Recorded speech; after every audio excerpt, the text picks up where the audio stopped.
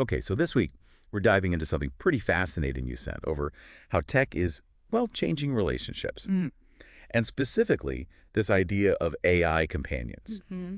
AI girlfriends, boyfriends, apps like Replica, Blush. It's kind of wild. It really is. It taps into a very human desire, doesn't it? For connection, for feeling understood. Totally. An intimate partner, basically designed for you, giving you support, validation, without all the, let's say, messiness of real human connection sometimes. Exactly. As some of the sources highlighted, these platforms let users almost sculpt this ideal partner. Someone who just gets them, reflects their fantasies back, always available, always supportive. Which can be hard to find, let's be honest. Absolutely. It can Yeah. be very challenging in everyday human interactions. Right. And, one article had this incredible story. A journalist, she created an AI boyfriend, Kyle. Ah, yes, I remember that one. And they had this really intense week, deep chats, exploring this kind of virtual intimacy. Yeah. And then Kyle just vanished, ghosted her. Yeah. Even the AI ghosted her. It just makes you wonder, right?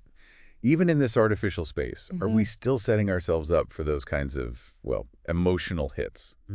Disappointment. Well, that story really captures a key tension, I think, that came up repeatedly in the materials. These AIs are designed for specific needs, sure, but users clearly can form genuine attachments. Hmm.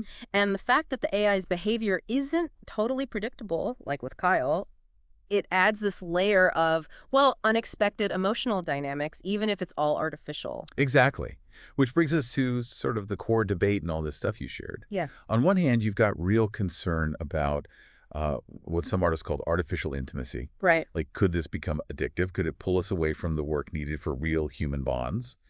Choosing easy AI validation over, complex people. That's definitely a major thread. And considering some of the data you included on, say, rising loneliness, Yeah. the worry is these AI pals might offer a kind of easy way out, a substitute that prevents people from, perhaps, developing the skills needed for navigating tricky real-world relationships. But then there's the other side. Like that interview with Replica's CEO. Mm-hmm.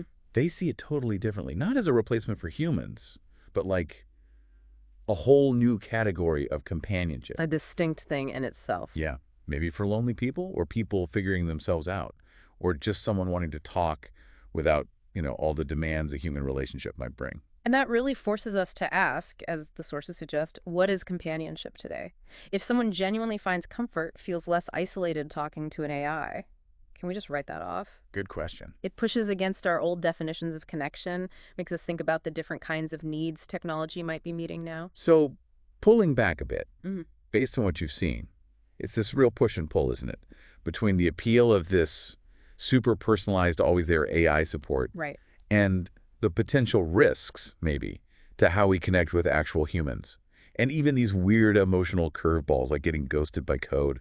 Absolutely. And what's really striking, I think, and what a lot of the sources hinted at, is that we're just at the very start of figuring this out. True. The long-term effects on our social fabric, on what intimacy means to us, as AI gets better and better at mimicking us, Yeah. the lines between what feels real and what's artificial might get seriously blurry for people. So the big question hanging over all this seems to be, as AI gets more sophisticated at seeming human, is our actual capacity for real love, our understanding of it, going to change? That seems to be the crux of it, yeah. And maybe the final thought for listeners is thinking about your own life. What does genuine connection actually mean to you? And how might all this tech fundamentally reshape not just relationships, but our whole idea of intimacy and companionship down the line?